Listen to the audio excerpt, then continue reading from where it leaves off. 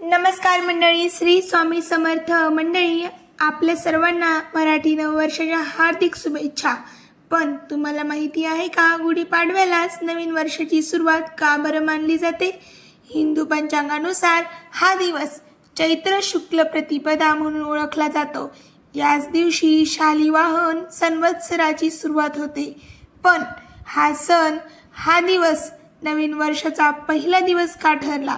गुढी उभारण्यामागे नेमकं काय रहस्य आहे? आणि गुढीवर जो कलश आपण ठेवतो तो उलटा का बरं ठेवतो? कुणी माहिती आहे का कुणाला? कुणी हे रहस्य जाणतंय का? ही अशी काही रहस्य आहेत जी अनेकांना अजूनही पूर्ण माहिती नाहीत. आजच्या व्हिडिओमध्ये आपण गुढीपाडव्याचा इतिहास, धार्मिक महत्त्व आणि खरे कारण सविस्तर जाणून घेणार आहोत. चला तर मंडळी, आता सगळ्यात अगोदर माहिती करून घ्यायचे ते म्हणजे चैत्र शुक्ल प्रतिपदा म्हणजे नेमकं काय. हिंदू पंचांगामध्ये वर्षाची सुरुवात चैत्र महिन्यापासून होते. चैत्र महिना म्हणजे वसंत ऋतूची सुरुवात. या महिन्यात अमावस्यानंतर जो पहिला दिवस येतो त्याला शुक्ल प्रतिपदा असे म्हणतात. शुक्ल म्हणजे चंद्राचा वाढता पक्ष आणि प्रतिपदा म्हणजे पहिली तिथी, आणि म्हणून चैत्र महिन्यातील शुक्ल पक्षातील पहिली तिथी याला चैत्र शुक्ल प्रतिपदा असं म्हटलं जातं. आणि हाच दिवस महाराष्ट्रात गुढीपाडवा म्हणून साजरा केला जातो. तुम्हाला या सगळ्या गोष्टी माहीत होत्या का? कमेंटमध्ये मला नक्की कळवा. चॅनलला सबस्क्राईब केलं नसेल तर नक्की सबस्क्राईब करा. तर चला तर वळूया सृष्टी निर्माण करण्याचा दिवस. तर मंडळी, पुराणानुसार एक अत्यंत महत्त्वाची गोष्ट सांगितली आहे. असे मानले जाते की ब्रह्मदेवाने याच दिवशी सृष्टीची निर्मिती सुरू केली. चैत्र शुक्ल प्रतिपदेच्या दिवशी ब्रह्मदेवाने काळाची सुरुवात केली, म्हणजेच हा दिवस सृष्टीचा पहिला दिवस मानला जातो. यामुळे हिंदू धर्मामध्ये हा दिवस नवीन वर्षाचा प्रारंभ मानला जातो. तर मंडळी, ह्या सगळ्या गोष्टी आपण सविस्तर माझ्या अगोदरच्या व्हिडिओमध्ये पाहिले आहे. सृष्टीची निर्माण कशी केली, म्हणजे सृष्टीचा निर्माण हा दिवस कसा झाला हेही मी सविस्तर त्या व्हिडिओमध्ये दाखवले आहे. तर मंडळी, शालिवाहन संवत्सराची सुरुवात म्हणजे नेमकं काय तर आपण जाणून घेऊया. आता प्रश्न येतो, शालिवाहन संवत्सर म्हणजे नेमकं काय? खूप वर्षांपूर्वी भारतात शालिवाहन नावाचा एक पराक्रमी राजा होता. त्याच्या काळात शक नावाच्या परकीय लोकांनी भारतावर आक्रमण केले होते. पण राजा शालिवाहनाने आपल्या बुद्धी आणि पराक्रमाने त्यांचा पराभव केला. हा विजय इतका मोठा होता की त्या दिवसापासून एक नवीन कालगणना सुरू झाली. त्यालाच शालिवाहन शक संवत्सर म्हणतात. आणि या संवत्सराची सुरुवात चैत्र शुक्ल प्रतिपदापासून होते. गुढी उभारण्यामागचे रहस्य काय तर हेच आहे. गुढीपाडव्याच्या दिवशी घराच्या दाराबाहेर एक उंच काठी उभारली जाते. त्यावर रेशमी वस्त्र, कडुलिंबाची पाने, साखरेच्या गाठी आणि वर उलटा कलश ठेवला जातो. यालाच गुढी म्हणतात. गुढी म्हणजे विजयध्वज, म्हणजेच विजयाचे प्रतीक. श्रीरामांची कथा तर तुम्हाला माहीतच असेल की रामायणानुसार 14 वर्षांचा वनवास संपून श्रीराम अयोध्येला परत आले. तेव्हा अयोध्येतील लोकांनी आनंदाने आपल्या घरावर विजयध्वज उभारले. तेच पुढे गुढी म्हणून ओळखले जाऊ लागले. म्हणून काही लोक गुढीपाडवा राम विजयाचा दिवस देखील मानतात. तर मंडळी, गुढीवर जो कलश तुम्ही जो आतुरतेने वाट पाहतात की गुढीवर जो कलश आहे तो उलटा का ठेवतात, याच्या उत्तरासाठी तर हा प्रश्न अनेकांना पडतो. गुढीच्या दिवशी गुढीच्या वर ठेवलेला हा कलश सुख समृद्धीचे प्रतीक आहे. तो उलटा ठेवण्यामागे एक सुंदर अर्थ सांगितला जातो. तो म्हणजे घरात समृद्धीचा वर्षाव व्हावा. उलटा कलश म्हणजे सुख आणि संपत्ती घरात ओतली जात आहे असे मानले जाते. तर मंडळी, गुढी उजव्या बाजूला का बरं उभारतात गुढी नेहमी घराच्या उजव्या बाजूलाच उभारली जाते, कारण हिंदू परंपरेत उजवी बाजू शुभ आणि पवित्र मानली जाते.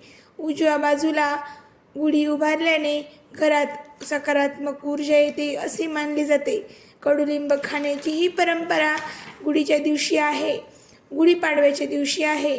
कडुलिंबाची पाने किंवा लिंबाच्या फुलांचा तुरा या दिवशी प्रसादामध्ये मिक्स करून खातात, एकत्रित करून खातात. त्यात सांगितले जाते वर्षाचे नाव, ग्रहांची स्थिती, पाऊस, शेती, देशाची परिस्थिती. म्हणून गुढीपाडवा भविष्य जाणून घेण्याचा दिवस देखील मानला जातो. निसर्गातील बदल असा होतो की चैत्र महिन्यात निसर्गात देखील बदल होतात. झाडांना नवीन पालवी फुटते, फुले उमलतात, वातावरण प्रसन्न होते आणि म्हणून हा काळ नवीन सुरुवातीसाठी योग्य मानला जातो. तुमच्या घरी जर तुळस असेल तर तुम्ही तिच्यावरती जर मंजुळा आली असेल तर ते मंजुळा तिचे देठ म्हणजे मंजुळा काढून टाकावी आणि लगेच ती तुळस अशी छान फुलेल तुमची, तिला नवीन पालवी फुटेल. हा सुद्धा उपाय तुम्ही नक्की करून पहा. तर मंडळी, झाडांना नवीन पालवी फुटते, फुले उमलतात, वातावरण प्रसन्न होते, म्हणून हा काळ नवीन वर्षाची नवीन सुरुवातीसाठी योग्य मानला जातो. तर गुढीपाडवा हा फक्त सण नाही आहे, तो आहे नवीन आशा, नवीन सुरुवात आणि विजयाचे प्रतीक. या दिवशी आपण गुढी उभारतो म्हणजेच आपल्या जीवनात सुख, समृद्धी आणि यश यांचे स्वागत करतो. म्हणून या गुढीपाडव्याला नवीन संकल्प करा आणि आपल्या जीवनात नवीन यशाची गुढी उभारा. तर मंडळी, जाणून घेऊयात आणखी गोड माहिती या गुढीपाडव्याबद्दल. गुढीपाडवा पूजा कशी करायची, त्याचं विधी काय आणि योग्य वेळ कशी. नमस्कार मंडळी, गुढीपाडवा हा सण फक्त गुढी उभारण्यापुरता मर्यादित नाही. या दिवशी योग्य पद्धतीने पूजा आणि विधी केले तर वर्षभर घरात सुख, समृद्धी आणि लक्ष्मीचा वास राहतो असे शास्त्रात सांगितले आहे. पण अनेक लोकांना प्रश्न पडतो, गुढी पाडव्याच्या दिवशी सकाळी काय करावे, गुढी कधी उभारावी, पूजेची योग्य पद्धत काय आहे. आणि आज आपण हे सर्व सविस्तरपणे जाणून घेणार आहोत. गुढीपाडव्याच्या दिवशी सकाळी काय करावे. गुढीपाडव्याच्या दिवशी शक्य असल्यास लवकर उठावे. सकाळी उठल्यानंतर सर्वप्रथम देवाचे नामस्मरण करावे आणि नंतर घराची स्वच्छता करावी. असे मानले जाते की स्वच्छ घरात लक्ष्मीचा वास असतो, जास्त काळ टिकतो.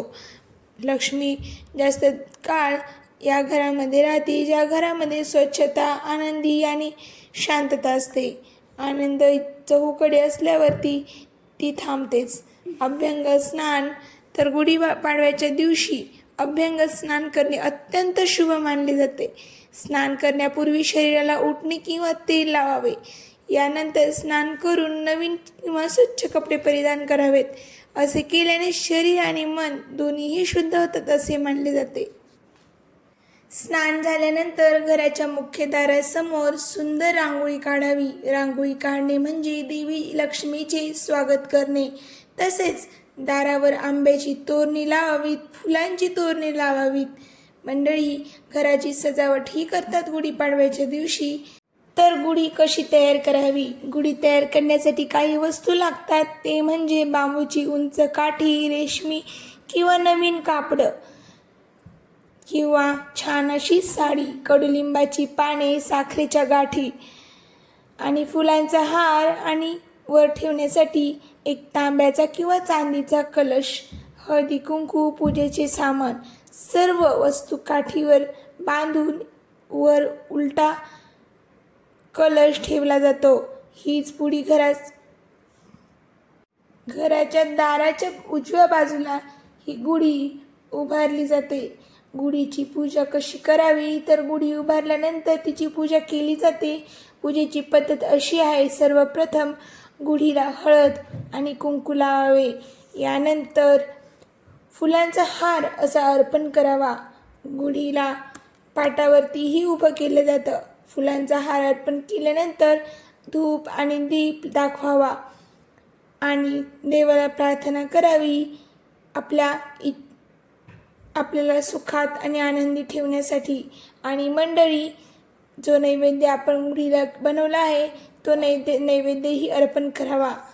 तर प्रसादामध्ये कडुलिंब आणि गूळ खाण्याची परंपरा पण आहे, ती तुम्हाला मी सांगितलीच आहे. तुम्हाला सर्वांना याबद्दल माहीत असेल. गुढीपाडव्याच्या दिवशी कडुलिंबाची पाने आणि गूळ खाल्ली जातात. याचा अर्थ असा सांगितलं जातो की जीवनात गोड आणि कडू दोन्ही अनुभव येतात.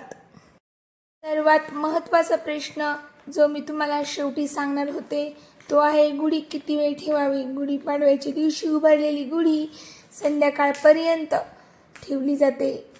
संध्याकाळी गुढी खाली उतरून देवाजवळ ठेवली जाते. काही ठिकाणी गुढीवरील साखरेच्या गाठी प्रसाद म्हणून वाटल्या जातात.